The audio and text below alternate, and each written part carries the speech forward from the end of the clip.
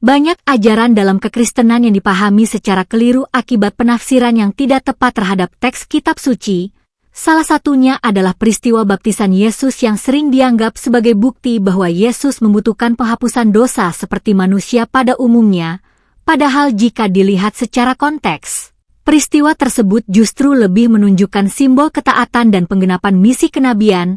Namun karena kurangnya pemahaman terhadap bahasa asli, latar sejarah, serta gaya penulisan simbolik dalam teks, sebagian ajaran kemudian berkembang menjadi doktrin yang tidak sepenuhnya mencerminkan maksud awal, sehingga perbedaan tafsir ini terus memunculkan perdebatan dan menunjukkan bahwa tidak semua ajaran yang diyakini saat ini benar-benar berdiri di atas pemahaman yang utuh dan akurat terhadap sumber aslinya.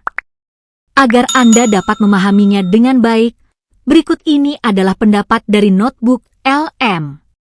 Pernah kepikiran nggak gimana ceritanya sebuah ritual pembersihan yang tadinya sederhana banget bisa berubah jadi syarat mutlak untuk keselamatan? Nah, hari ini kita akan telusuri evolusi yang luar biasa itu. Dari sebuah pemandian kuno menjadi salah satu sakramen paling penting dalam kekristenan. Oke, kita mulai dari teka-teki ini ya. Di satu sisi kita punya mikveh, sebuah pemandian ritual Yahudi yang bisa diulang-ulang tujuannya untuk penyucian diri. Di sisi lain ada baptisan, sakramen Kristen yang cuma dilakukan sekali seumur hidup untuk keselamatan kekal. Sama-sama pakai air, tapi tujuannya, wah beda banget. Sumber materi yang kita bedah hari ini berargumen kalau ini semua adalah proses evolusi yang panjang, bukan perintah yang turun begitu saja. Jadi yuk kita selidiki bareng-bareng bukti yang disajikan, langkah demi langkah.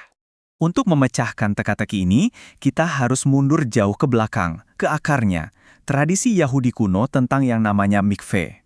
Nah, sumber ini menekankan banget, fungsi mikveh itu cuma soal kebersihan ritual. Anggap aja kayak kita cuci tangan sebelum ikut upacara penting.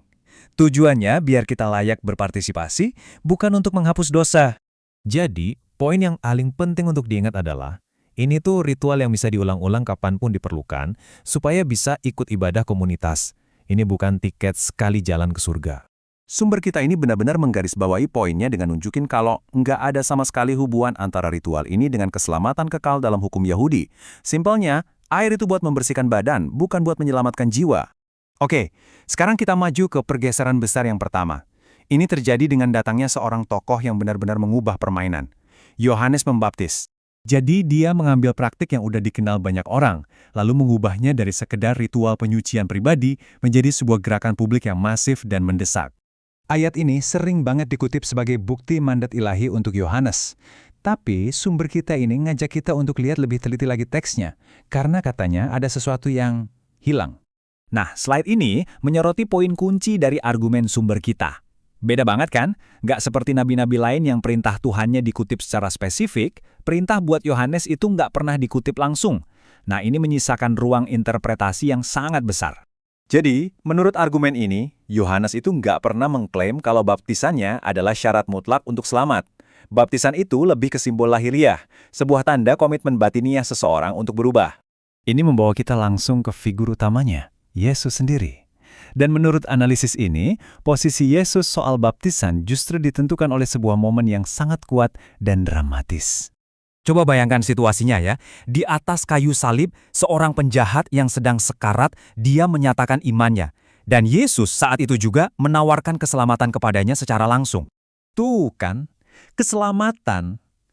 Tanpa setetes pun air, sumber kita menyajikan ini sebagai argumen tandingan pamungkas, sesuatu yang fatal bagi klaim bahwa baptisan itu syarat mutlak untuk selamat.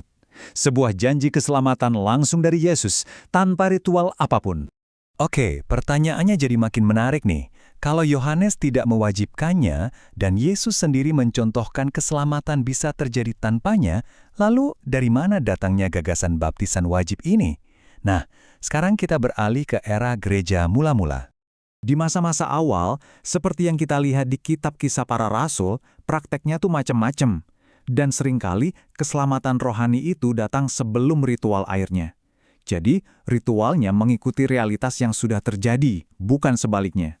Tapi, seiring gereja tumbuh menjadi sebuah institusi yang besar dan terstruktur, sumber ini berargumen bahwa gereja mulai menstandarisasi banyak hal. Nah, pelan-pelan, status baptisan pun diangkat, dari yang tadinya hanya simbol menjadi sebuah dogma yang wajib. Nah, ini bagian yang menarik banget. Kata sakramen itu sendiri ternyata nggak berasal dari Alkitab loh. Kata itu dipinjam dari dunia militer Romawi. Tadinya itu istilah untuk sumpah setia seorang prajurit kepada kaisar. Luar biasa kan? Sumpah prajurit diadaptasi menjadi istilah suci gereja. Perjalanan panjang dari pemandian sederhana menjadi sakramen suci ini akhirnya membawa kita ke satu perbandingan terakhir yang cukup provokatif yang disajikan dalam materi sumber kita. Pertama, coba kita lihat kisah Kain.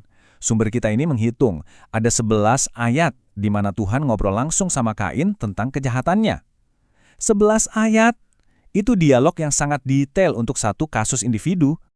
Sekarang, bandingkan detail tadi dengan ini. Jumlah ayat yang mencatat perintah langsung dari Tuhan Bapa yang menjadikan baptisan air sebagai syarat universal untuk keselamatan seluruh umat manusia, jawabannya 0. Nah, sumber kita ini meninggalkan kita dengan pertanyaan ini, bukan untuk memberikan jawaban pasti, tapi untuk membuat kita berpikir, bagaimana keyakinan, tradisi, dan institusi itu bisa berevolusi dari waktu ke waktu. Kenapa ya untuk dosa satu orang bisa begitu detail, tapi untuk perintah yang katanya berlaku bagi semua orang, kok bisa sunyi senyap? Ini jadi bahan renungan kita bersama.